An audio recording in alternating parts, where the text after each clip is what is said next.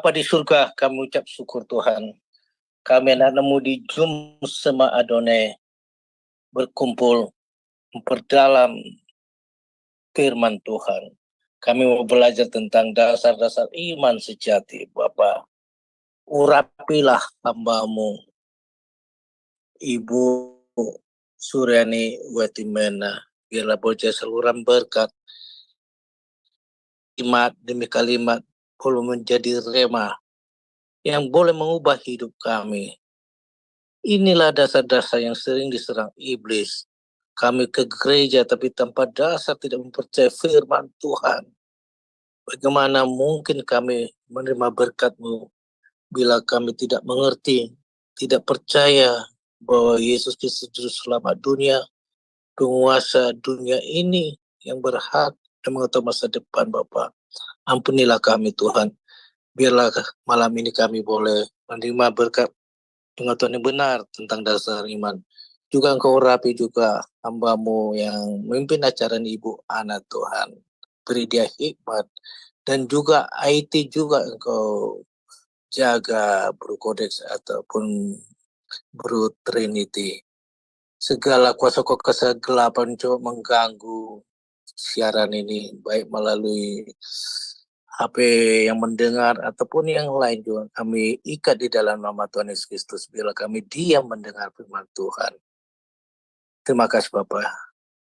Di dalam nama Tuhan Yesus kami berdoa semua. Amin. Pada kesempatan kali ini, Sema Adonai dengan bangga memperkenalkan pengajar kita, Ibu Suryani Watimena. Dan berikut adalah profil singkat dari beliau.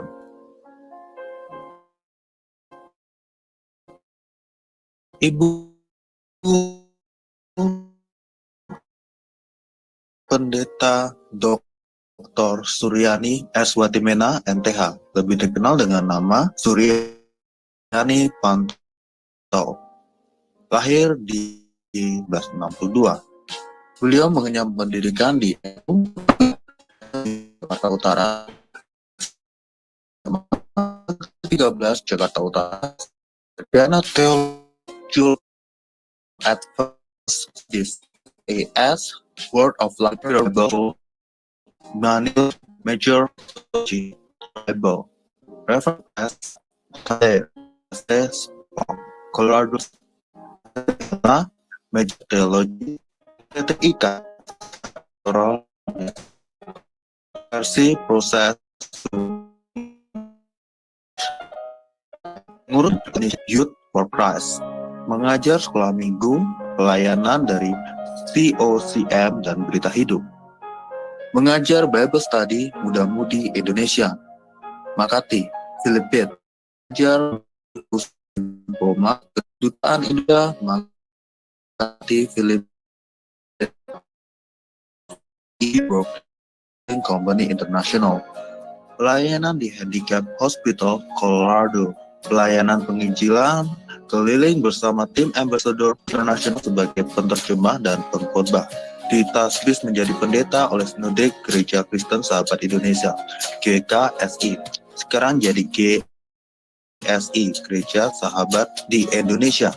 Mengajar di STT Inalta Jakarta, mengajar di STT Duloh Cilangkap Jakarta, bendahara Yayasan STT Inalta, Gembala Sidang GSI Jemaat Shalom, Ketua Khusus Musik STT Jakarta Yamuger, pengurus BPH Sinode GSI, bendahara umum selama 2 tahun, misionari di Kalbar bersama suami, buka training center Sahabat, mengajar di beberapa STT, BMW, Aras Tamar, Eklesia, Katulistiwa, radio, penginjilan halaman kabar, Kabupaten Anda, di Home, anggota Badan Pertimbangan Sinode GS, Gembala Sidang GSI Shalom, Wakil Gembala Gereja RCC City of David, Jakarta, YouTuber anggota Namno, Yanto. Dari Zoom, Sema Adonai terus menyuarakan pengajaran firman Tuhan yang membangun iman. Salam teman-teman, ya, salam sini atau di mana saja, ya, baik dalam negeri Indonesia maupun di luar negeri, ya. Puji nama Tuhan. Hari ini kita fellowship bersama-sama dalam grup Shema Adonai. Kita akan belajar bersama-sama pada malam ini. Dasar iman, berdoa terlebih dahulu. Kami serahkan waktu ini ke dalam tangan Tuhan. Kami percaya kuasa-Mu akan bekerja, ya, firman Tuhan dapat ditaburkan biar setiap kata keluar sesuai dengan kehendak-Mu. Pakai hamba urapi dengan kuasa di dalam nama Yesus. Haleluya. Amin. Nah, saudara, pendengaran oleh firman Kristus. Sekali lagi, jadi iman timbul dari pendengaran dan pendengaran oleh firman Kristus. Nah, dalam part pertama kita belajar iman, ya. Dan kita akan itu dalam dari segala sesuatu yang kita harapkan dan bukti dari segala sesuatu tidak kita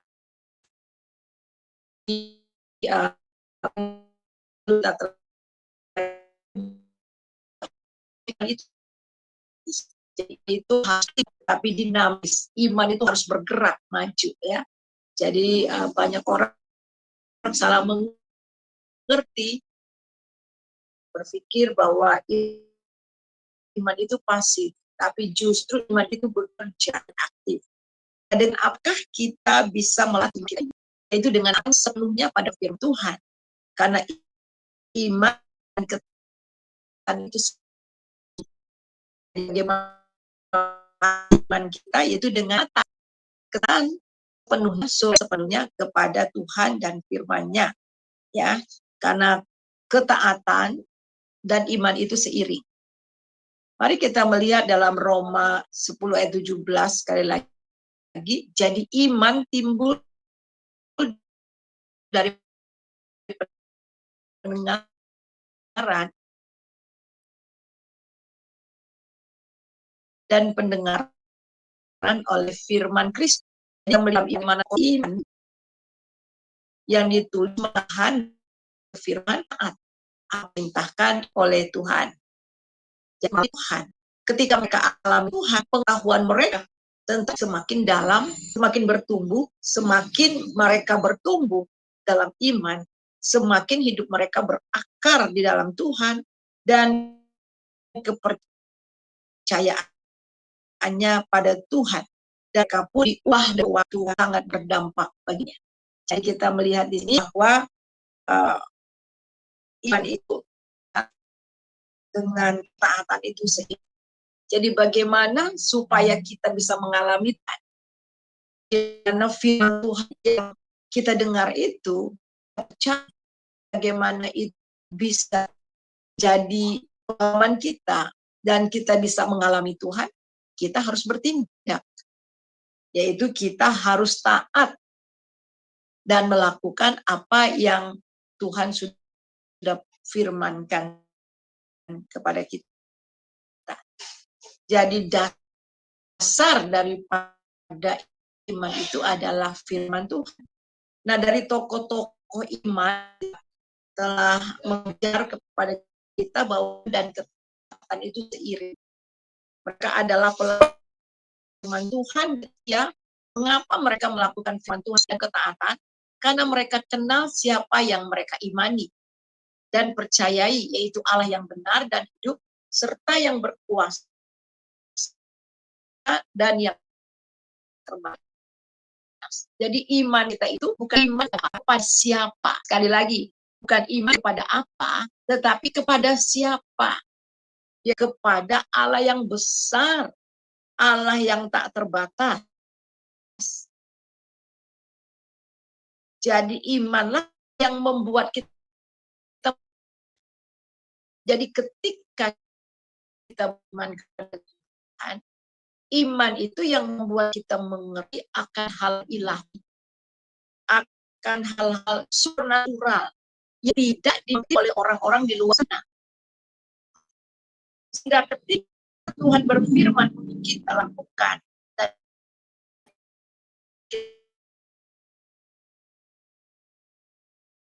ini beberapa waktu yang lalu ada yang nanya gini sama saya,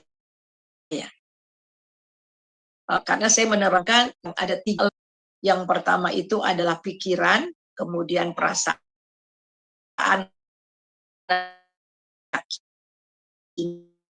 hati.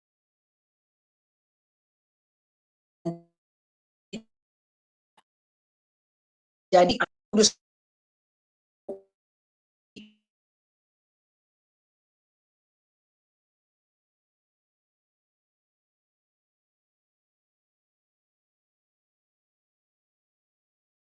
kita tindaki, dan kemudian inilah yang akhirnya mengubah cara hidup kita dan pandang hidup kita.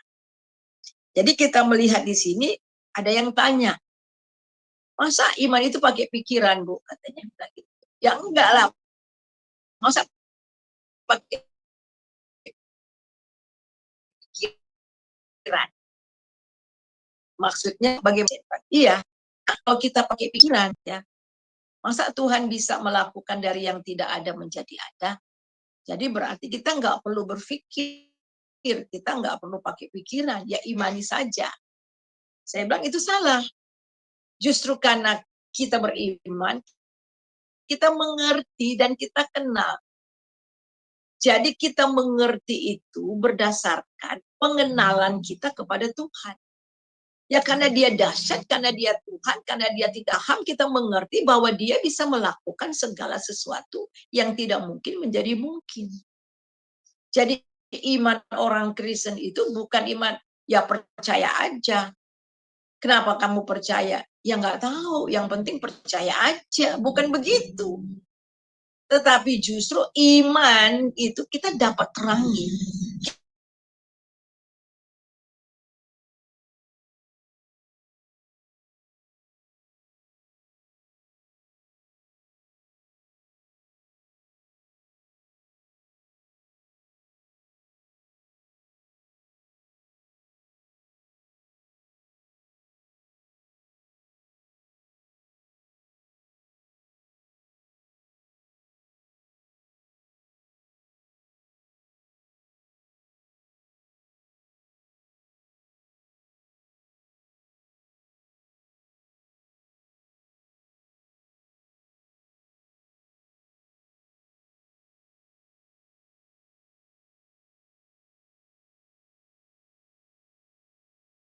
Bahkan Tuhan untuk membuat bahtera, dia taat tanpa syarat.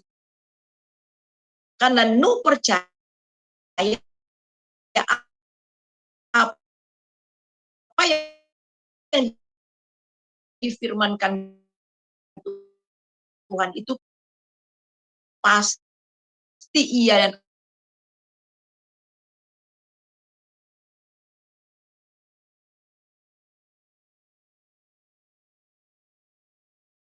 sesuatu yang belum kelihatan, dengan taat mempersiapkan bahtera untuk menyelamatkan keluarganya. Dan karena iman, ia menghukum dunia dan ia ditentukan menerima kebenaran membuat bahtera. Membuat bahtera itu di atas gunung. Bagaimana ya? Kalau secara akal memang membuat bahtera, membuat perahu itu pasti di tepi pantai atau dekat laut. Tapi ini di atas gunung. Dan Nuh juga belum pernah yang namanya melihat badai, apa namanya, bukan badai ya, melihat banjir yang begitu hebat. Tetapi dan dia kenal siapa yang memerintahkannya itu. yang berfirman kepadanya. Dia taat. Jadi karena iman dia taat. Jadi iman dan ketaatan itu harus seiring. Kalau kita katakan bahwa kita beriman kepada Tuhan, tetapi kita tidak taat, tanda tanya besar. Karena orang yang beriman kepada Tuhan, pasti dia taat. Nah, kita melihat juga bagaimana Abraham juga ketika ia dipanggil milik pusakanya, lalu ia berangkat dengan tidak mengetahui tempat yang ia tuju. Jadi kita melihat di sini, memang iman itu adalah di dalam ayat yang pertama, dan dari sana ia seakan-akan menerimanya kembali. Perhatikan, karena ia berpikir. Nah ini, karena dia berpikir, karena dia mengerti, karena dia kenal Tuhan, bahwa Tuhan itu berkuasa membangkitkan orang-orang sekalipun dari antara orang mati. Seandainya pun Ishak sempat disembeli dan kemudian dibakar jadi abu, dan dia percaya dari abu itu pun Tuhan bisa membangkitkan Ishak. Dan yang sangat luar biasa, karena iman ini, dari sana ia seakan-akan telah menerimanya kembali, seakan-akan Ishak itu benar-benar hidup kembali. Jadi kita melihat tindakan iman mereka adalah berdasarkan pada pengertian dan pemahaman mereka akan siapa Tuhan yang mereka sembah itu. Tuhan yang mereka kenal pada firman-Nya yang iya dan amin. Dahsyat. Sekali lagi ayat 19 dikatakan, karena iman ia berpikir, karena iman dia mengerti, karena iman dia pahami bahwa Allah itu berkuasa membangkitkan orang-orang sekalipun dari antara orang mati, dan dari sana ia seakan-akan telah menerimanya kembali. Abraham betul-betul paham akan janji Allah dan betul-betul mengenal Tuhan yang ia imani dan ia percayai. Dan ini telah menjadi keyakinan yang kokoh yang tak terbantahkan. Minggu lalu saya katakan bahwa iman ini tidak bisa direnggut oleh siapapun. Bahkan maut pun tidak bisa merenggut iman kita kepada Tuhan. Kita melihat di dalam perjalanan gereja yang mula-mula karena iman mereka. Waktu di gereja di Asia kecil ada banyak orang yang mati syahid. Mereka dibakar hidup-hidup. Ada yang digoreng dan sebagainya. Kemudian dibuang, dipertaruhkan dengan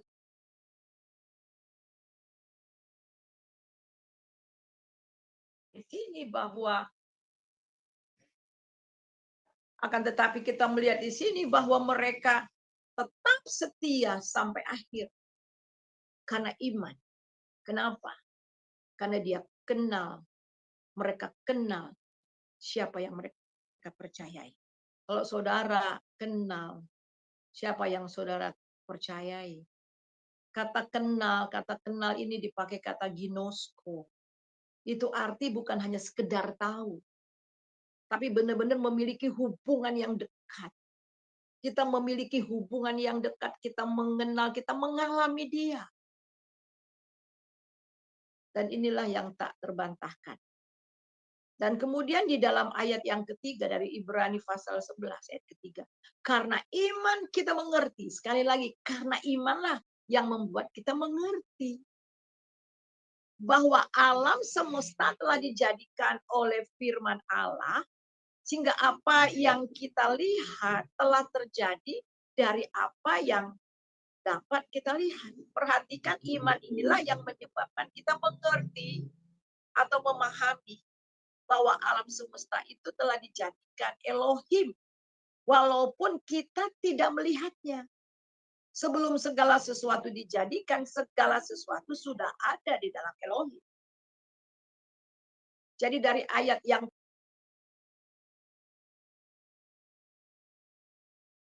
dari saya terus dapat telepon karena grup biasanya jam 9 itu saya ada doa lagi lanjut ya. Jadi sudah otomatis. Jadi nah, kita lihat lagi ya. Nah, jadi dari ayat 1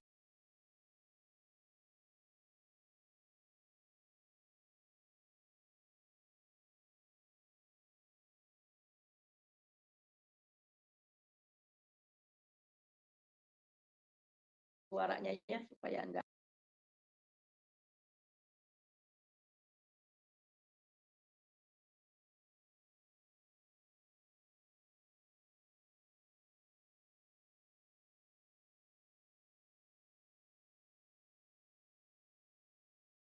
Ya. Jadi kita melihat di sini saudara bahwa dari Ibrani pasal 11 ayat 1 sampai yang ketiga ini mengajarkan tentang iman. Yang pertama, iman pada hakikatnya adalah kenyataan dan kepastian dari apa yang belum kita alami. Jadi walaupun kita belum alami, walaupun kita belum lihat, tapi kita pasti. Kita mempunyai kepastian, kita percaya bahwa Tuhan sanggup. Dan ini dalam segala hal. Dalam segala hal. Terutama dalam keselamatan, sudah jelas. Dalam segala hal, dalam setiap aspek dalam hidup. Saya mengalami masa-masa, ya, suami saya sudah meninggal 11 tahun yang lalu, hampir 11 tahun yang lalu. Waktu meninggal, anak saya masih kecil-kecil. Yang besar itu masih kelas 2 SMA. Yang kecil SMP. Anak-anak saya itu senang sekolah. Dan kemudian setelah tamat SMA, dua-duanya, tamat SMA yang pertama dan yang kedua, mereka mau kuliah. Dan kuliah, saudara saya sama sekali nggak mampu untuk kuliahkan anak-anak saya. Satu ketika anak saya sudah, dia senang sekali dan akhirnya dia sudah tes di BINUS ya, IT, lulus. Lulus dia. Dan kemudian saya harus bayar uang pendaftaran sekian puluh juta, saya nggak punya. Jadi sedangkan dia sudah lulus. Jadi saudara apa yang jadi? Saya nggak bisa tidur karena besok itu saya harus bayar. Kebetulan saya kamar saya di bawah, kemudian dia di lantai 2 ya. Kemudian malam-malam dia bangun, dia buka kamar dan saya masih duduk. Lalu dia bilang, "Ih, mami khawatir ya," katanya. Katanya jangan khawatir. Oh, saya sadar, oh iya ya. Dan kemudian, Tuhan gimana nih besok? Saya bilang, saya percaya Tuhan pasti cukupi. Tahu nggak Tuhan suruh apa? Buka firman Tuhan. Buka Mazmur 68. Kemudian saya baca di ayat 6. Coba Ibu Ana buka ya. Ini ayat. Iya, di mana, Bu? Mazmur 68 ayat 6. Ayat 5 apa ayat 6? Coba. Mazmur 68 ya. Ya. Ayat 5 atau 6 ya. Bapa bagi anak yatim dan pelindung bagi para janda itu tulisannya. Oh, iya. Mazmur 68 ayat yang ke-6. Allah memberi tempat tinggal kepada orang-orang, sebatang kara ia mengeluarkan orang-orang. Bukan itu, mungkin coba di atasnya. Yang bapak bagi anak yatim. Oh iya. Yang kelima ya, Bu ya? Yang kelima ya. Iya. Bapa bagi anak yatim dan pelindung bagi para janda. Itulah Allah. Ya, itulah Allah di kediamannya yang kudus. Jadi waktu saya sedang berdoa untuk bagaimana bayar uang kuliah, uang muka anak saya. Terus Tuhan bilang gini, saya dengar tuh suara Tuhan. Bangun. Baca Mazmur 68 ayat 5. Saya buka, dia nggak bilang ayatnya. Buka. Jadi saya baca Mazmur dari atas, tahu saya dapat ayat 5. Bapa bagi anak yatim dan pelindung bagi para janda. Itulah di kediamannya yang kudus. Pelindung itu sama dengan suami bagi para janda. Nah saudara, ya ayat ini saya pegang. Dan anak saya lulus sudah berapa tahun yang lalu. Dan kemudian saya juga bisa kuliahkan 2 anak. Dan kalau diceritakan ajaib sekali ya.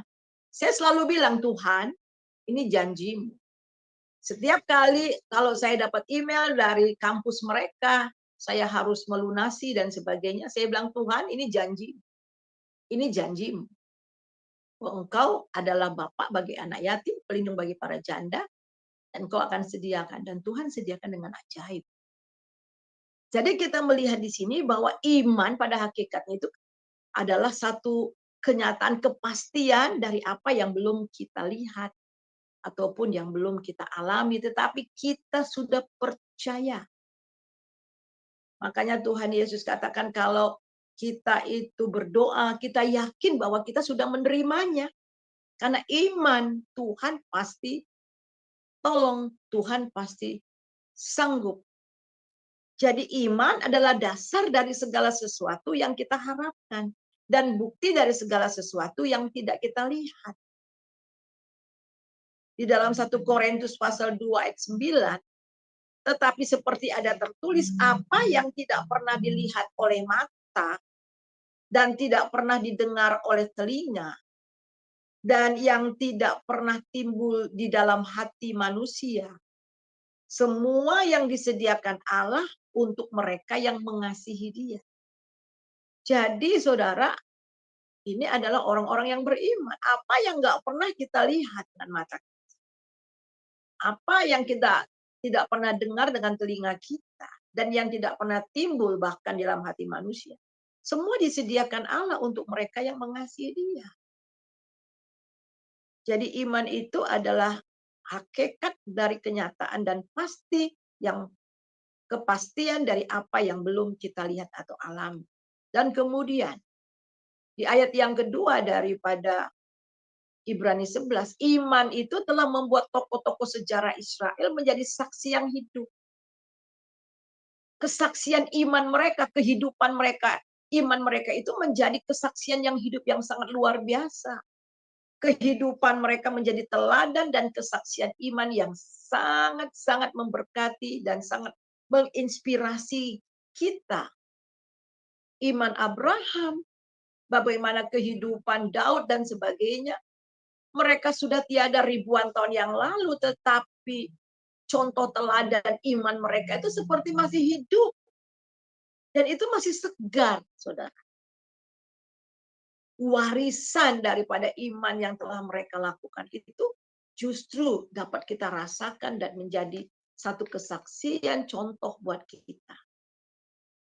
Dan demikian juga saudara, iman yang kita miliki, yang kita warisi, apakah itu kepada anak-anak kita, atau kepada jemaat kita, atau kepada orang yang kita layani.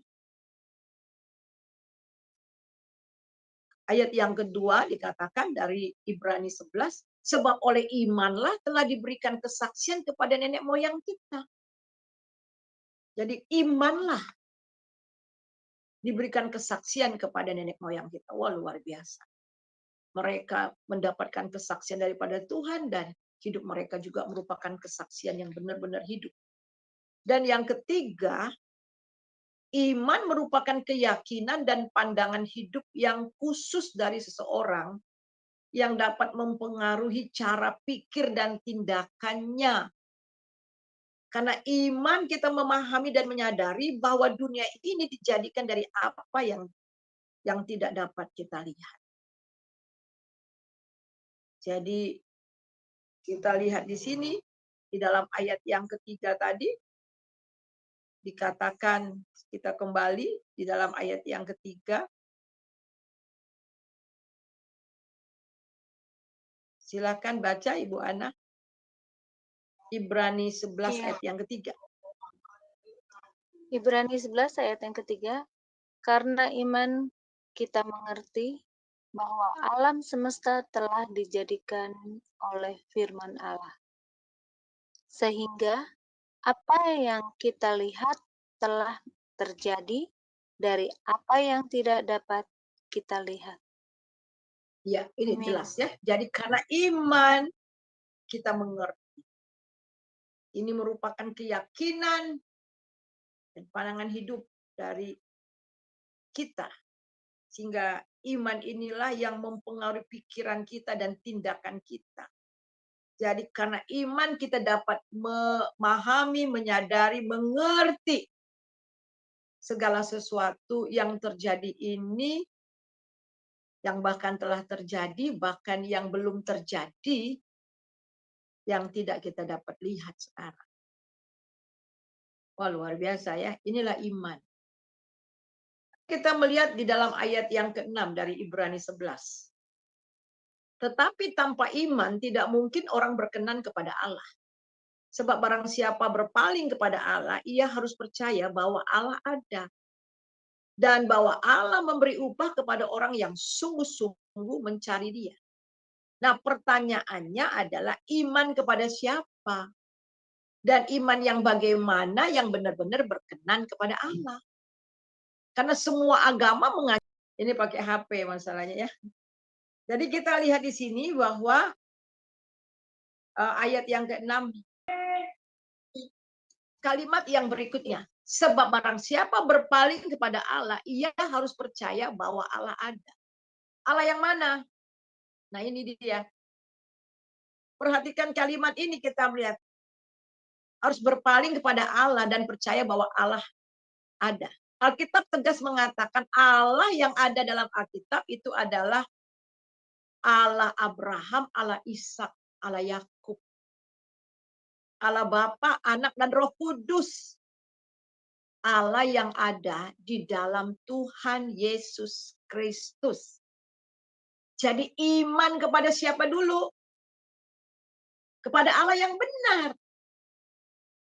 Allah memperkenalkan dirinya kepada Musa. Akulah Allah Abraham, Allah Ishak, Allah Yakub. Aku adalah aku. Dia yang sudah ada, dia yang sebelumnya sudah ada, yang ada dan yang akan ada. Dia yang kekal. Dan kepada dialah kita beriman. Jadi iman yang benar kepada siapa? Kepada Yesus Kristus. Jelas. Kepada Allah Abraham, Allah Ishak, Allah Yakub, Allah di dalam Yesus. Itulah iman yang benar. 1 Yohanes 1 ayat 1. Apa yang ada sejak semula yang telah kami dengar, yang telah kami lihat, dan yang telah kami saksikan, dan yang telah kami raba dengan tangan kami, tentang firman yang hidup, itulah yang kami tuliskan kepada kamu. Perhatikan apa yang ada sejak semula yang mereka dengar. Apa yang mereka dengar dari generasi ke generasi.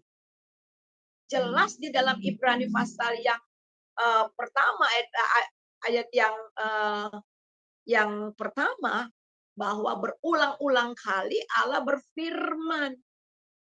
Jadi yang mereka dengar itu inilah Elohim, Yahweh, yang mereka dengar dari generasi demi generasi. Mereka selalu mendengar itu. Tetapi sekarang mereka tidak hanya mendengar, tetapi mereka sudah lihat. Berarti mereka sudah lihat Allah itu. Mereka saksikan, maka mereka raba dengan tangan mereka tentang Allah yang hidup. Itulah yang mereka tuliskan, itulah yang mereka saksikan. Jadi di sini kita melihat Allah yang mereka dengar dari dulu itu. Sekarang bukan hanya mereka dengar dengan telinga mereka, tetapi mereka sudah lihat dengan mata mereka. Mereka sudah dirinya, disclosure himself. Bahkan menyatakan dirinya, memperkenalkan dirinya. Inilah yang mereka alami dan mereka sudah dengar. Tetapi yang dahsyat sekarang mereka lihat. Yohanes 1 ayat 1. Pada mulanya adalah firman, firman itu bersama-sama dengan Allah, dan firman itu adalah Allah. Dan firman yang ada pada mulanya itu, karena dia berfirman segala sesuatu jadi, firman itu bersama-sama dengan Allah, dan firman itu adalah Allah, dan firman itu telah menjadi manusia. Firman itu ayat 14, Yohanes 1 ayat 1 dan ayat 14. Firman itu telah menjadi manusia dan diam di antara kita, dan kita telah melihat kemuliaannya, yang diberikannya kepadanya sebagai anak tunggal Bapa yang penuh kasih yang penuh kasih karunia dan kebenaran. Jadi Tuhan Yesuslah sang firman itu. Dialah Allah yang benar itu. Iman yang sejati adalah iman kepada pribadi Yesus Kristus. Sekali lagi. Iman yang sejati itu adalah iman kepada pribadi Yesus Kristus anak Allah itu. Ini iman sejati. Ini Alkitab katakan. Bukan beriman kepada apa, tetapi kepada siapa. Kepada siapa? Pribadi Yesus itu sendiri. Ketika kita percaya dan beriman kepada Tuhan Yesus, maka dialah yang memberikan kita pengertian demi pengertian. Wah, luar biasa. Jadi ketika kita menerima dia, ketika kita percaya dilahirkan kembali, Roh Kuduslah yang menyingkapkan terus-menerus, membawa kita dari kebenaran kepada kebenaran, pengertian demi pengertian, sehingga kita terus bertumbuh di dalam pengenalan akan Dia, kita bertumbuh di dalam firman Tuhan yang kita dengar. Ada orang bilang gini, Bu, saya nggak ngerti-ngerti loh baca Alkitab itu, saya nggak ngerti loh. Ya memang nggak ngerti kalau nggak disingkapkan sama Tuhan. Berbahagialah kita dapat mengerti rahasia kerajaan Allah. Tuhan Yesus katakan mereka punya telinga tapi tidak mendengar, mereka punya mata tidak melihat. Mereka nggak ngerti-ngerti, mereka dengar, tapi mereka nggak ngerti-ngerti. Tapi berbahagialah kamu. Kamu dapat mengerti apa yang mereka tidak mengerti. Wah, luar biasa. Karena pengertian itu memang disingkapkan oleh Tuhan. Di dalam 1 Yohanes 1 ayat 20, akan tetapi kita tahu bahwa anak Allah telah datang dan telah mengaruniakan pengertian kepada kita. Sekali lagi, akan tetapi kita tahu bahwa anak Allah telah datang dan telah mengaruniakan pengertian kepada kita. Supaya kita mengenal yang benar. Di dalam anaknya Yesus Kristus. Dia adalah Allah yang benar dan hidup yang kekal. Wow, luar biasa. Ini luar biasa dahsyat ya. Jadi dialah yang memberikan pengertian kepada kita. Supaya kita dapat mengenal yang benar di dalam anaknya Yesus Kristus. Dia adalah Allah yang benar dan hidup yang kekal. Jadi tujuan iman itu adalah kepada Tuhan Yesus Kristus. Sekali lagi. Jadi tujuan iman kita itu adalah kepada Yesus Kristus dan kebenaran firman-Nya. Kata Yunani pistio untuk iman artinya berharap kepada, bersandar kepada, to trust or to put in trust with. Jadi iman adalah mempertaruhkan atau menyandarkan segala sesuatu. Menyerahkan diri sepenuhnya kepada Tuhan Yesus Kristus sebagai Tuhan dan Juru Selamat pribadi. Jadi kembali kepada Ibrani 11 ayat 6c, kalimat terakhir, dan Allah memberi upah kepada orang yang sungguh-sungguh mencari Dia.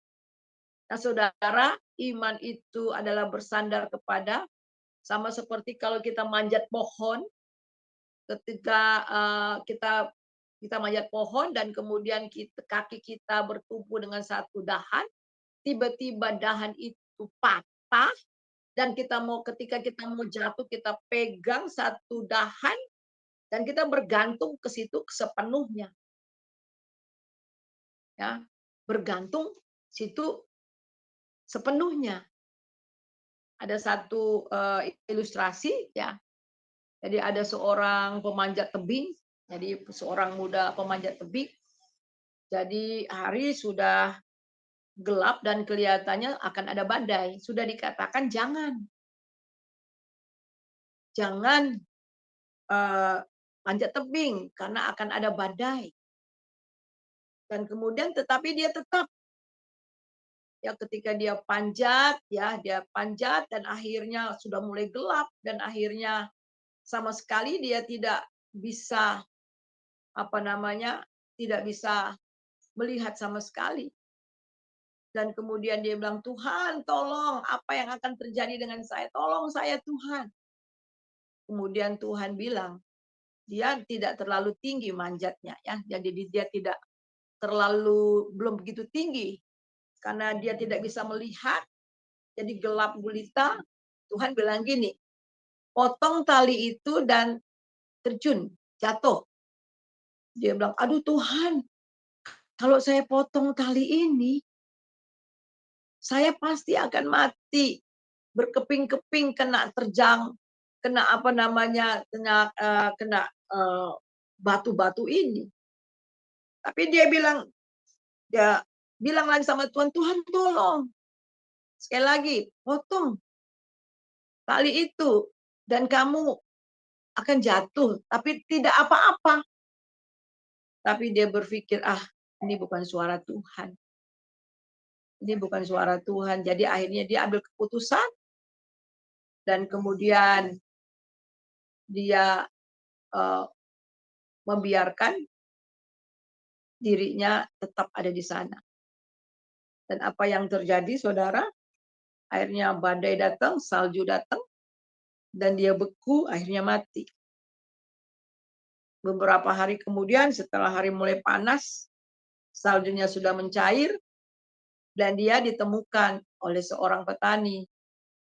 Ternyata bahwa jarak antara dia di tebing itu ya hanya 3 meter atau berapa meter. Tetapi dia tidak berani melompat, dia tidak berani melakukan sesuatu karena dia melihat situasi. Nah, seringkali kita begitu. Ayo, kata Tuhan, lakukan. Enggaklah Tuhan, saya enggak berani.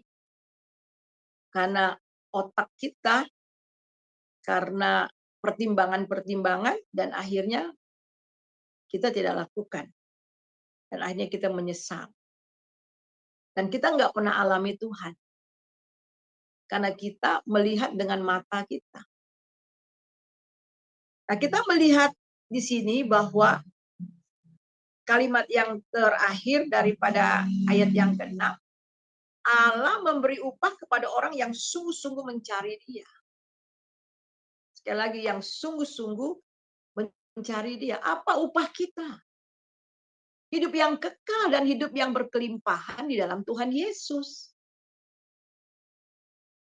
Sama seperti dosa itu upahnya adalah maut, tetapi kasih karunia Allah itu adalah hidup yang kekal dalam Kristus Yesus Tuhan kita. Roma 6 ayat 23.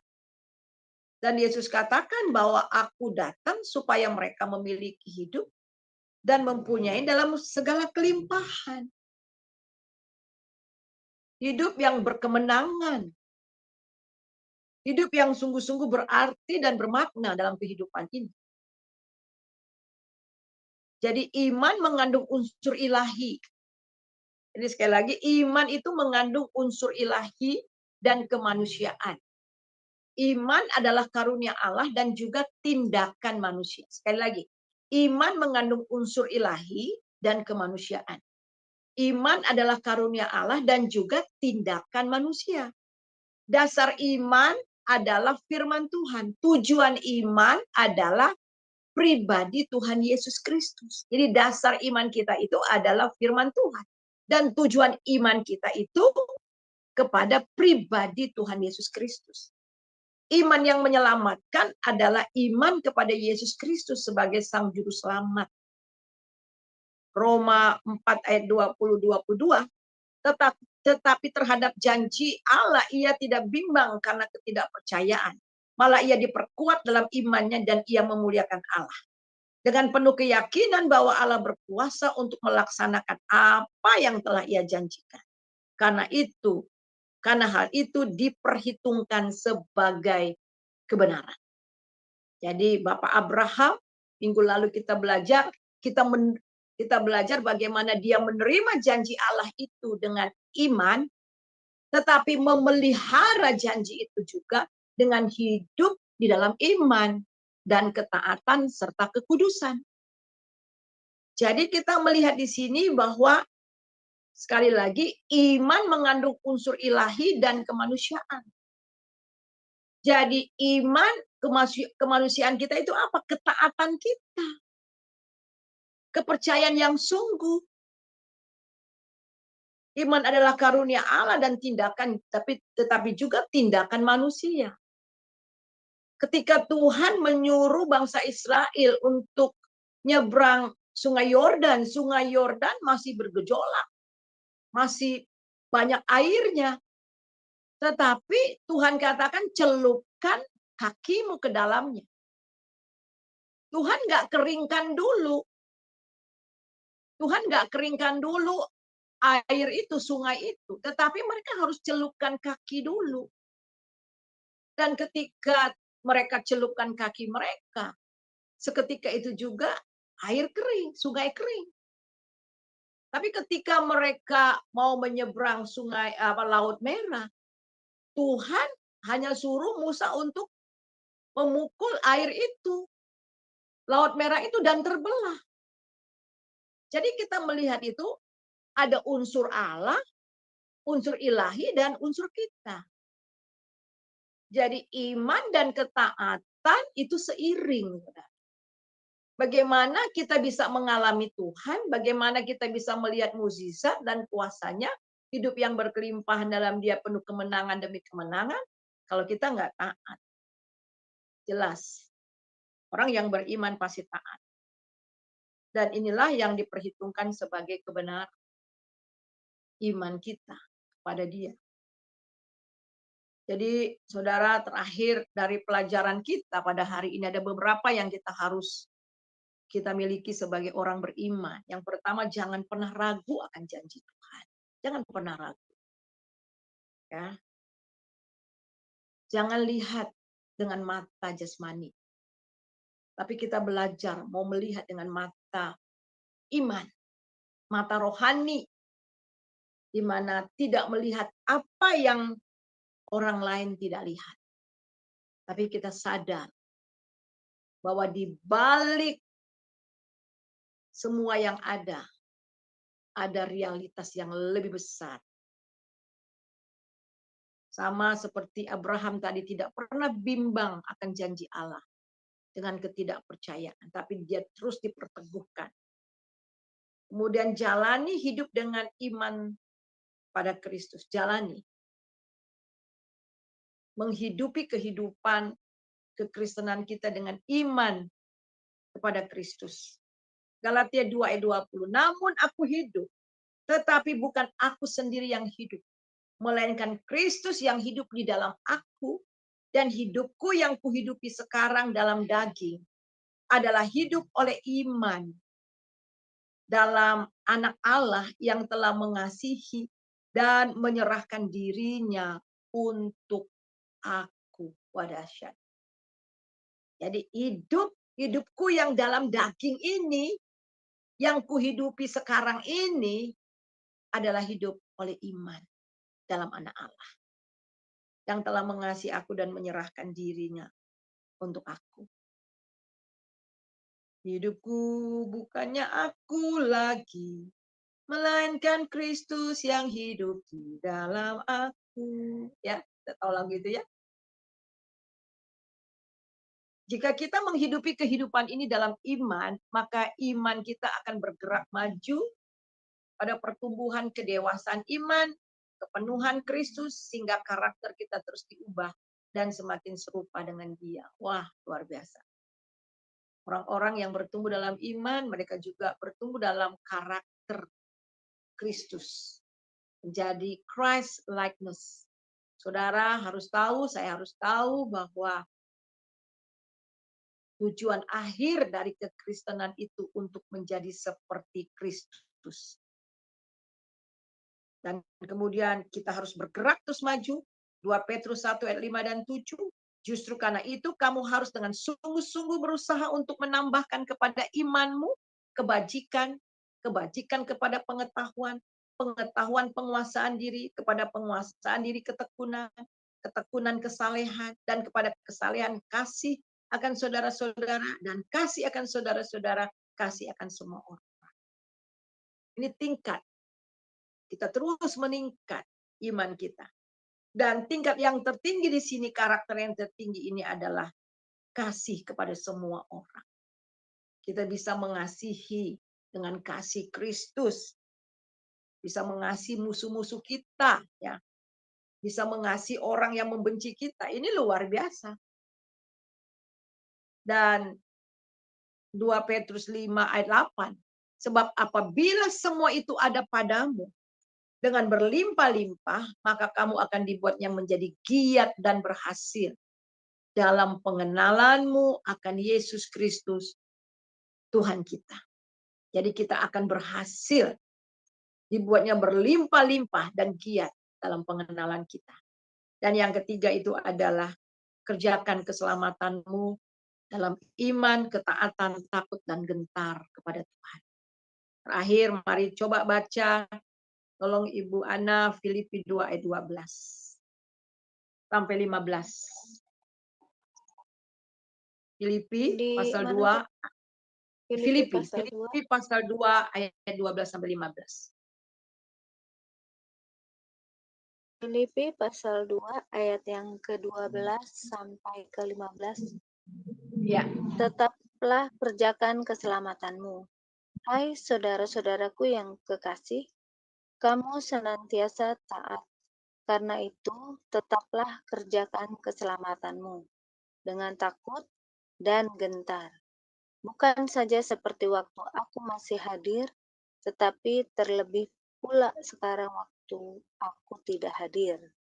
Karena Allah lah yang mengerjakan di dalam kamu, baik kemauan maupun pekerjaan menurut kerelaannya. Lakukanlah segala sesuatu dengan tidak bersungut-sungut dan berbantah-bantahan, supaya kamu tiada beraib dan tiada bernoda sebagai anak-anak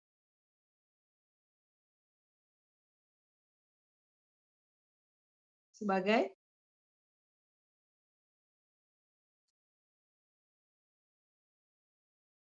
halo. Ya. Jadi itu ya, nanti saudara bisa baca lagi ya yang terakhir, Filipi 2 ayat 12 sampai 15 ya. Jadi ini kebenaran firman Tuhan. Biarlah kita minta kepada Tuhan supaya kita memiliki mata yang tajam untuk melihat, seperti mata burung Raja Wali yang bisa menembus jauh kedalaman, ya, jauh. Mata iman yang bisa melihat perkara-perkara ajaib, dan kita mengalami, benar-benar mengalami Tuhan dari waktu ke waktu, sehingga iman kita terus bertumbuh dan karakter kita bertumbuh menjadi seperti Dia. Minta Ibu Heni berdoa untuk firman Tuhan. Silakan Ibu Heni. Ya, baik. Mari kita berdoa ya Bapak Ibu yang terkasih dalam Tuhan ya. Bapak, kami mengucap syukur dan berterima kasih kalau kami boleh diajarkan mengenai iman Bapak. Iman adalah satu kunci bagi kami untuk masuk dalam kerajaan surga. Bapak, pelajaran hari ini kami harus mengerjakan iman kami ya Bapak. Bantu kami agar kami bisa berdiri teguh di dalam iman kepercayaan kami kepadamu ya Bapak. Karena dengan iman kami ya Bapak, kami akan melihat begitu banyak mukjizat, banyak penyertaan-Mu di dalam kehidupan kami. Terima kasih Bapak, Engkau mengirimkan Pastor Suryani di tengah kami yang menjadi berkat bagi banyak orang.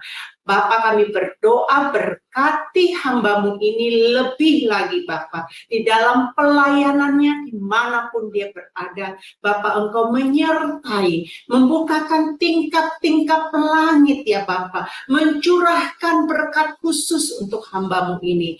Bapak, untuk kesehatannya juga kami serahkan di dalam tangan-Mu. Bapak, kami percaya bagi orang yang setia kepadamu Tuhan, Engkau mengirimkan pasukan malaikat-Mu menjaga dia Bapa. Bapa, kami serahkan Ibu Suryani di dalam tangan kasih-Mu, dan kami percaya untuk materi-materi yang akan mendatang, Engkau akan yang memberikan hikmat kepada Ibu Suryani untuk memberkati banyak orang. Terima kasih ya Bapak untuk pertemuan hari ini. Engkau juga bekerja bagi kami untuk ruang tanya jawab yang berikutnya, dan kami bisa berdiskusi untuk menambahkan pengetahuan kami akan kebenaran-Mu ini. Terima kasih Bapak, di dalam nama Yesus kami berdoa. Haleluya. Diskusi atau mau bertanya tentang iman ini. Ini sebenarnya bagus banget ini malam ini, karena ini tentang iman. Tapi sebelum ada yang mau bertanya, saya mau bertanya dulu. Kayaknya saya tadi ada mau tanya tentang di Roma nih. Di Roma berapa ya tadi, saya lupa. Karena sinyal saya tadi kurang bagus juga sih, Bu. Aduh, mana tadi? Roma berapa? Tadi saya lupa. Saya mau tanya di Roma, Bu, tentang iman.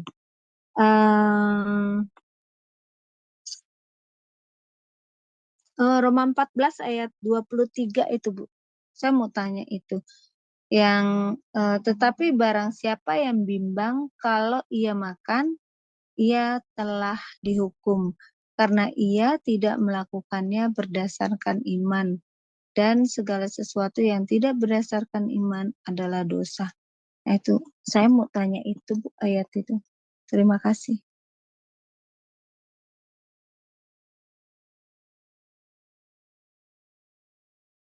Monitor, Ibu.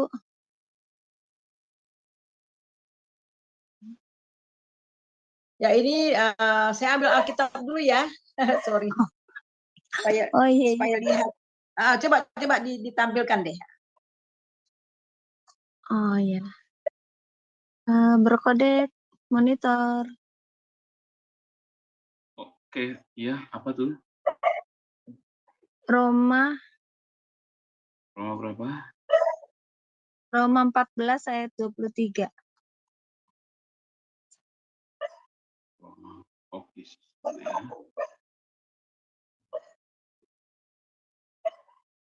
Roma 14 ayat 23. Oke, di screen, di layar.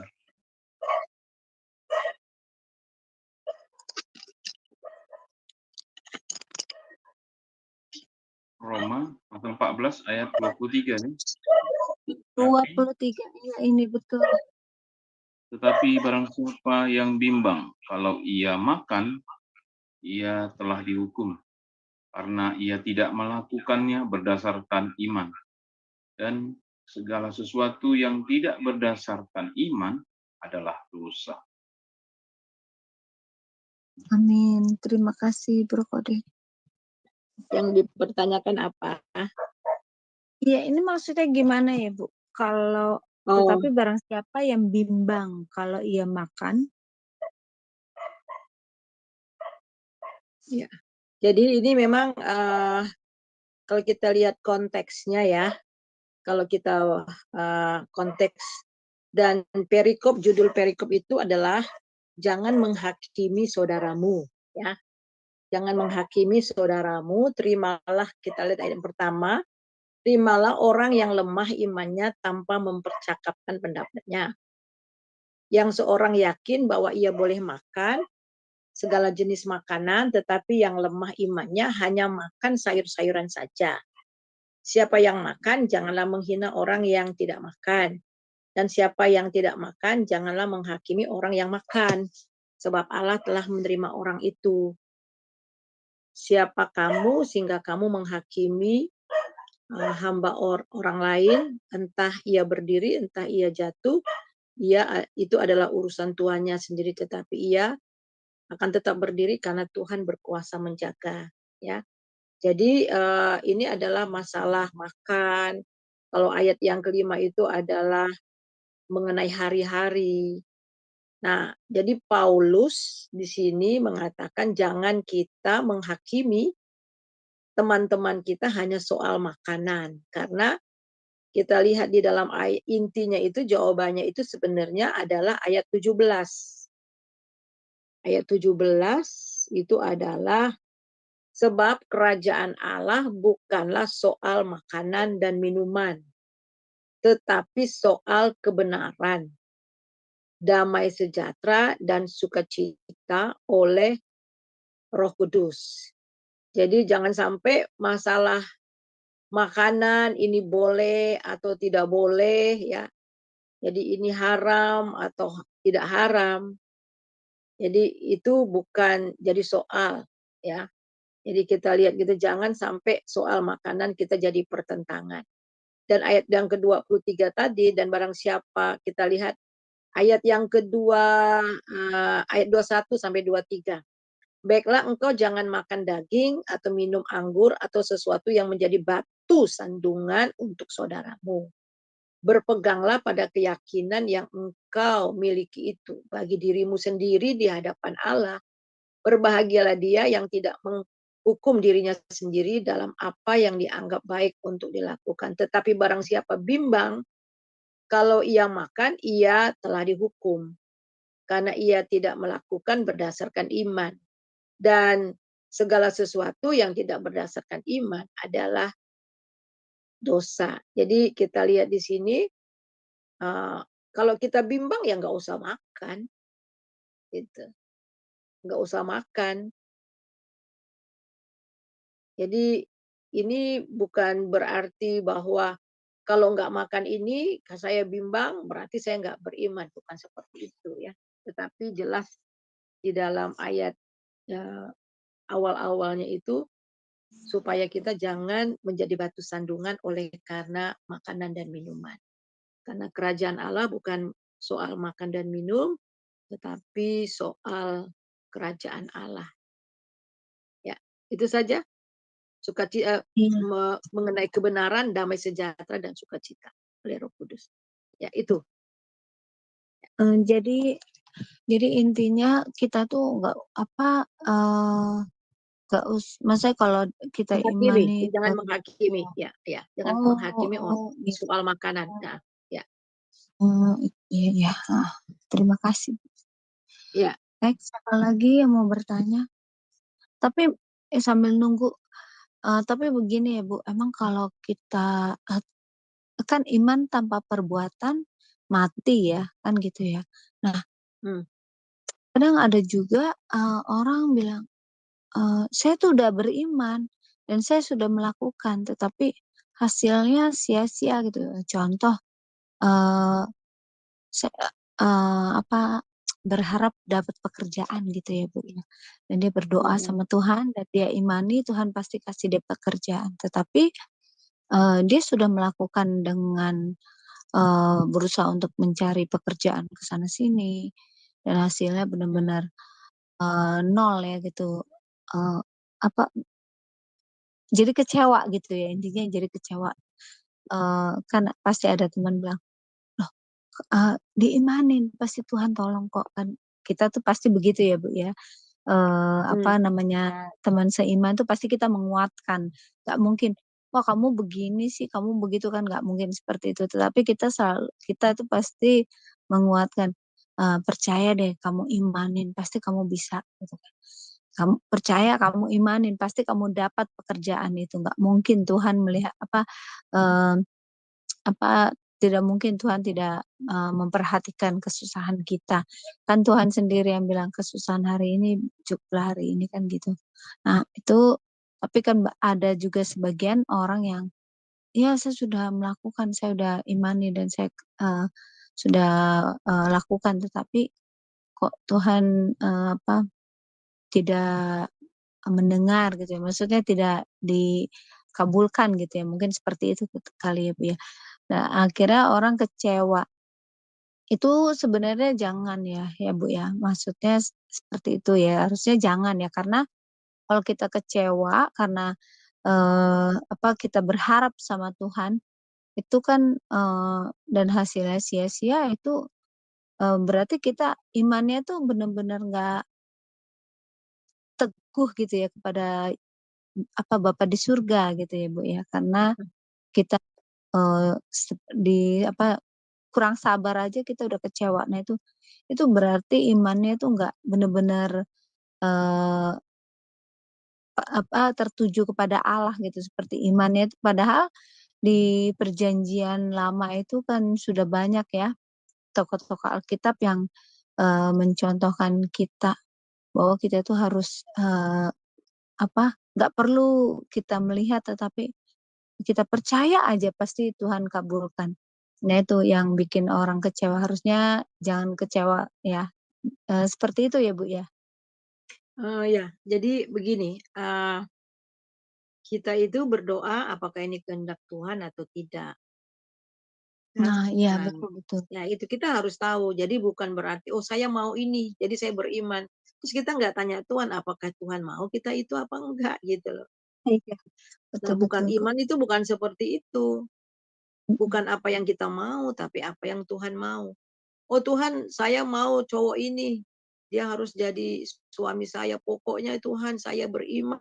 Dia pasti jadi suami saya. Tapi kita lupa kehendak kita atau kehendak Tuhan, maunya Tuhan atau maunya kita gitu loh. Jadi iman itu kan tadi dikatakan bahwa dasar daripada iman itu firman Tuhan, dan tujuan daripada iman itu Yesus Kristus. Jadi walaupun soal pekerjaan, soal apa kita tanya Tuhan, saya mau bekerja, Tuhan maunya saya bekerja di mana gitu loh. Ya, Tuhan maunya saya kerja di mana?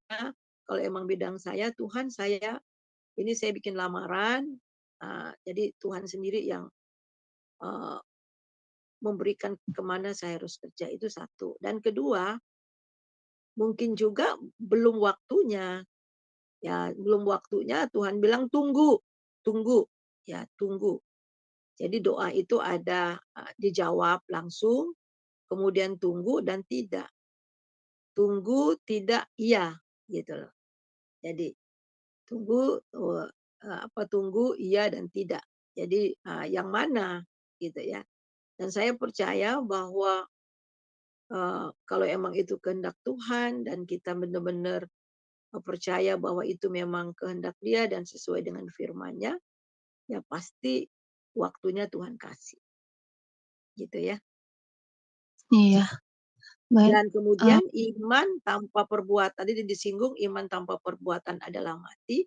Jadi bukan Iya seperti ini. Tadi yang saya maksudkan tadi, ada bagian Tuhan, ada bagian kita, bukan berarti tanpa perbuatan kita itu Tuhan nggak bisa lakukan sesuatu, enggak ya. Bukan begitu maksudnya. Jadi iman tanpa perbuatan adalah mati, bukan berarti kita percaya kepada Yesus, kemudian kita tambah dengan perbuatan-perbuatan kita untuk melengkapi iman kita. Bukan begitu. Bukan gitu maksudnya. Jadi iman tanpa perbuatan adalah mati, artinya adalah kalau kita benar-benar beriman kepada Tuhan Yesus Kristus, pasti hidup kita akan berubah. Pasti perbuatan kita juga akan menyertai. Kita nggak akan mungkin bilang kita beriman, tetapi hidup kita ambaradul gitu. Karena perubahan itu akan pasti terjadi yang dikerjakan oleh Roh Kudus dalam hidup kita. Ketika kita benar-benar beriman dan berpaut pada Dia, pasti hidup kita akan berubah. Kalau kita katakan kita beriman, tetapi musuh kita kiri kanan, tetapi hidup kita masih kacau, itu belum iman. Gitu. Mungkin masih ada hanya dalam pikiran, tetapi belum ditindaki menjadi satu keyakinan dan belum menjadi hidup kita. iya. Karena Kira-kira ngerti gini, ya? Ya. iya. Karena gini ya Bu, ada teman saya, dia itu percaya dan berharap sama Tuhan ya, bahwa dia suatu saat akan dipertemukan dengan uh, pendamping lagi gitu, karena istrinya akan meninggal. Nah, jadi saya sebagai teman yang nggak bisa terlalu sampai ke situ, cuman dia banyak cerita dan saya cuma sedikit bilang sama teman saya, kita percaya, kita imani bahwa Tuhan itu pasti kasih kamu jodoh lagi, tetapi kamu juga harus lihat apakah itu seiman atau bukan, kata saya gitu kan. Kalau bukan seiman ya kamu jangan apa jangan sampai kamu itu salah arah, kata saya, kasihan kan. Oh, tapi saya imanin, saya pasti dapat, katanya. Jadi saya bilang, ya bagus kalau kamu imani, tetapi saya hanya mengingatkan sebagai teman, jangan sampai di luar jalurnya Tuhan, saya bilang gitu sih Bu. Nah itu, terus ada juga teman saya yang lainnya tentang pekerjaan, dia percaya itu dan apa itu dari Tuhan, ternyata dia kecewa. Saya bilang, aduh Tuhan ampuni. Karena saya lihat seperti itu, kita boleh ya Bu ya, benar ya, seperti yang Ibu tadi bilang, eee, apakah ini kehendak Tuhan atau bukan? Harusnya kita bertanya sama Tuhan kan gitu ya. Jangan kita selalunya bilang, "Saya imani itu pasti benar." Oh ini benar karena saya percaya Tuhan kasih atau gimana. Nah, akhirnya kan dia kecewa sendiri karena kebanyakan orang kan tidak mau bertanya dulu sama Tuhan, "Tuhan benar apa enggak ini?" Gitu kan. Harusnya ya iman boleh, tetapi kan harus bertanya sama Tuhan dulu, apakah ini benar atau tidak, gitu ya Bu ya? Iya, jadi iman seperti tadi yang saya terangin tadi, bukan berarti Mhm. kita mau terus kita imani gitu. Jadi maunya kita bukan maunya Tuhan gitu. Bukan begitu Iya. iman itu. Tuhan saya mau ini dan saya percaya Tuhan. Tuhan Iya. pasti kasih loh. Tuhan bilang, Tuhan kamu tanya saya enggak gitu. Iya betul. Iya, bukan begitu. Wah, saya naksir nih sama cewek ini. Dia cocok sama saya gitu. Pokoknya saya imani saya pasti dapat, bukan begitu. Jadi kita memaksa Tuhan, bukan. Ya, Iya. jadi harus tanya sama Tuhan apa benar ini dia jodoh saya apa tidak gitu. Ya, jadi benar-benar tanya sama Tuhan. Jadi kalau Tuhan bilang itu bukan jodohmu, ya jangan, kan Tuhan lebih tahu apa yang akan terjadi masa depan kita. Kita kan hanya melihat sejauh yang mata memandang, ya kan? Tapi Tuhan bisa melihat jauh ke depan, gitu.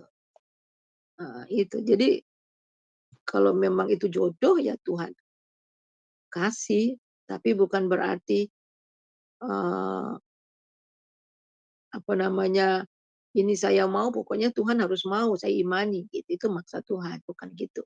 Ya, Iya betul. iya. Iya. Jadi itu. Ya, Ya terima banyak kasih. orang salah mengerti ya akan iman seperti ini. Akhirnya mereka kecewa. Iya, Karena betul Tuhan Bu. tahu kalau seandainya dikasih akan sesuatu terjadi, ya akan sesuatu terjadi.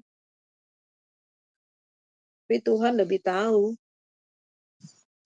Karena banyak yang ini juga sih Bu, tidak memahami arti iman gitu ya. Mhm, Ya, iya. saya sampai terkadang saya sampai berpikir, eee, emang ya kita butuh sesuatu kita imanin pasti terjadi. Tetapi ya kembali lagi kita itu harus tanya sama Tuhan, ini benar apa enggak? Kalau belum dapat jawaban ya kita sabar gitu, mungkin seperti itu ya Bu ya. Jadi kita mengerti apa itu arti iman kan gitu. Ya memang iman Mhm. itu nggak perlu melihat tapi kita percaya emang. Tapi ya jangan terlalu Tapi itu harus dan dari karena Tuhan, tapi tetap harus dari mhm, Tuhan ya. iya betul. Agar jangan kecewa gitu ya Bu ya. Kan banyak orang kecewa karena seolah-olah, wah udah saya imani ternyata, nah itu. Nah kembali lagi tuh harusnya dari hikmat juga ya Bu ya, kita harus berhikmat gitu maksudnya Ya, ya. minta hikmat Tuhan. Mhm. Iya, jadi minta I kan dengan iman kita mengerti. Jadi kalau dengan benar-benar iman kepada Tuhan kan pas pengertian kepada kita. Memberikan hikmat kepada kita untuk mengerti apakah ini kehendak Tuhan atau bukan kehendak Tuhan. Ya. iya, Jadi betul. di dalam pengalaman saya dulu waktu masih masih pemuda-pemudi ya, masih gadis ya. Dalam memilih jodoh ya saya tanya sama Tuhan. Pacaran terus Tuhan bilang ini bukan jodoh kamu. Akhirnya ya memang putus. Saya tanya sama Tuhan, Tuhan, saya bilang walaupun udah pacaran lama, saya tetap tanya sama Tuhan, Tuhan apakah dia ini benar-benar jodoh saya atau tidak? Tetapi kalau dia bukan jodoh saya, Tuhan sendiri caranya yang memutuskan. Ya Tuhan putuskan dengan caranya sendiri. Ya, gitu. Dan kemudian dengan suami saya ya dulu suami saya juga dia sekolahnya di Filipina, saya juga di Filipina. Saya sama sekali tidak punya pikiran untuk satu kali kelak jadi suaminya, tetapi Tuhan bilang itu jodoh kamu. Saya tolak, masa iya sih Tuhan jodoh saya? Ya, tapi akhirnya Tuhan iya. Ya udah saya bilang kalau memang itu jodoh saya, biarlah jadi kehendakmu dengan caramu ya Tuhan jadikan. Jadi seperti itu. Jadi memang tetap tanya sama Tuhan dan sesuai dengan firman Tuhan gitu. Iya, Jadi supaya jangan bukan ya. iya, bukan memaksa kehendak Tuhan. Kehendak maksudnya memaksa kehendak kita gitu. Iya. Bukan kehendak kita jadi kehendak Tuhan, tapi kehendak Tuhan harus jadi kehendak kita. Artinya gini ya Bu, jadi kita itu harus banyak bergumul gitu ya sama Tuhan supaya kita itu jangan kecewa gitu ya. Apa bukan jangan kecewa, nantinya nggak kecewa gitu ya Bu ya. Karena Iya. terus membangun hubungan dengan Allah setiap hari. Pastinya kita kita tahu bahwa di mana Tuhan akan memberikan yang terbaik agar kita juga nggak kecewa gitu ya. Maksudnya kalau kita menjalin hubungan dengan Tuhan setiap hari gitu kan, membaca Iya. firman, di situ kita bisa tahu apa sih yang harus kita imanin gitu. Misalkan kita butuh Iya. pekerja atau apapun segala hal kita imanin, ya kita nggak usah ujung-ujungnya kalau memang belum waktunya kita jangan kecewa kan gitu. Tapi kalau Iya. misalkan kita nggak menjalin hubungan ya itu pasti kecewa karena kan banyak orang ya contohnya saya sendiri gitu kan pasti maunya instan kan gitu. Tuhan saya imanin nih saya pasti berhasil nih. Tapi tiba-tiba belum waktunya kita udah kecewa. Nah itu. Jadi kan Iya. harus sabar karena Tuhan kan mengajarkan kita juga sabar gitu ya Bu ya. Emang Iya. Jadi apa namanya sekali lagi itu. Jadi cari apa maunya Tuhan. Ini sesuai dengan kehendak Tuhan atau tidak ya. Jadi karena kita punya Roh Kudus, jadi Roh Kudus akan menuntun kita. Jadi bagaimana kita dapat mengerti, benar kita harus bergaul dengan Tuhan. Kalau kita bergaul dengan Tuhan, kita akan tahu isi hati Tuhan. Karena Tuhan pasti akan juga memberikan isi hatinya kepada kita lewat firman-Nya, lewat pernyataan-pernyataan yang kita dapati gitu. Ya. iya. Saya rasa itu Tapi aja. Iya. iya.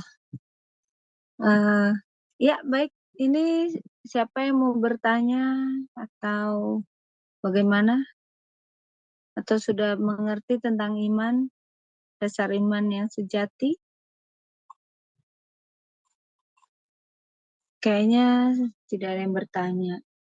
Berarti sudah paham tentang dasar iman yang sejati. Puji Tuhan. Iya. Berarti yang bertanya Selina. saya yang oh iya Bu, silakan. Iya. Saya sedikit mau bertanya sama Ibu Suryani ya mengenai iman yang dinyatakan oleh Rasul Paulus ya, teologia dari Rasul Paulus yang mengatakan bahwa keselamatan kita itu melalui iman kita percaya pada Yesus yang mati dan bangkit yang akan datang kedua kali akan menjemput kita di awan-awan. Nah, itu kan melalui iman. Karena pada saat itu memang di dalam perjalanan misi Rasul Paulus itu banyak menemukan pengajaran-pengajaran sesat ya Bu ya. Ya para Yahudi-Yahudi yang mengajarkan tentang Taurat ya Bu ya, harus bersunat ya, harus melakukan Taurat-Taurat itu gitu. Nah, yang saya lagi sedikit belum terlalu mencerna mengenai perbedaan teologianya si Yakobus nih Bu. Kalau Yakobus kan iman tanpa perbuatan kan mati Bu. Ya toh? Nah, saya mungkin Ibu bisa menjelaskan kepada saya perbedaan teologianya Paulus dengan dengan Rasul Paulus Bu, buat nge-refresh saya sedikit lupa ini. Iya, saya rasa sih nggak ada perbedaan ya, cuman harus dimengerti. Jadi Paulus juga mengatakan, jadi kita juga harus mengerjakan keselamatan kita itu dengan takut dan gentar ya. Itu artinya memang kita harus terus mengerjakan. Itu bukan berarti iman plus perbuatan baru menggenapi iman itu sehingga kita diselamatkan. Bukan itu.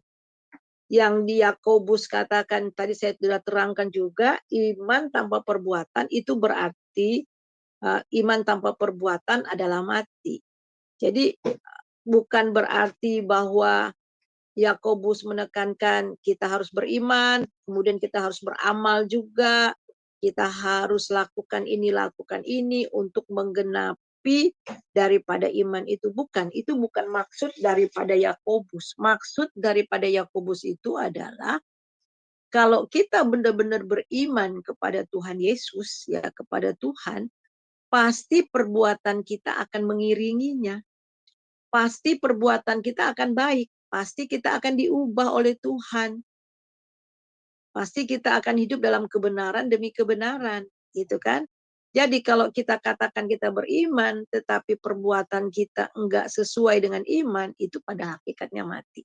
Jadi kita harus baca seluruh konteks, ya, seluruh konteks daripada Yakobus. Mungkin kita baca itu di dalam Yakobus pasal yang kedua. Yakobus pasal yang kedua, kita melihat ya, Yakobus pasal 2. Kalau kita mulai dari baca ayat yang pertama, saudara-saudaraku sebagai orang-orang yang beriman kepada Yesus Kristus, ya, Tuhan kita yang mulia, janganlah iman itu kamu amalkan dengan memandang muka. Sebab jika ada orang yang masuk ke dalam kumpulan dengan memakai cincin emas dan pakaian ibadah, dan datang juga seorang yang miskin di situ dengan memakai pakaian buruk, kamu menghormati orang yang berpakaian indah dan berkata kepadanya, silahkan Tuhan duduk yang baik ini, sedangkan kepada orang miskin itu kamu berkata berdirilah di sana atau duduklah di lantai. Nah ini kalau kamu orang sebagai orang beriman, masa orang beriman memperlakukan memandang bulu gitu kan? Jadi ini Yakobus ini lebih pada praktikal ya. Jadi kalau kita benar-benar beriman, kita juga memperlakukan orang lain dengan adil, dengan baik, tidak memandang bulu. Ayat yang keempat, bukankah kamu telah membuat perbedaan dalam hatimu dan bertindak sebagai hakim dalam pikiran yang jahat? Nah ini. Jadi kita melihat juga ayat yang kelima, dengarlah hai saudara-saudara yang kekasih, bukankah Allah memilih orang-orang yang dianggap miskin di dunia ini untuk menjadi kaya dalam iman dan menjadi ahli waris kerajaan yang telah dijanjikan. Jadi bukan iman plus perbuatan-perbuatan sehingga menambah iman itu sehingga selamat, enggak ya. Jadi intinya sama. Kalau kita lihat lagi di dalam ayat-ayat setelah ayat yang ke-17 ya, di sini dikatakan demikian juga halnya dengan iman. Jika iman itu tidak disertai perbuatan, maka iman itu adalah hakikatnya pada mati.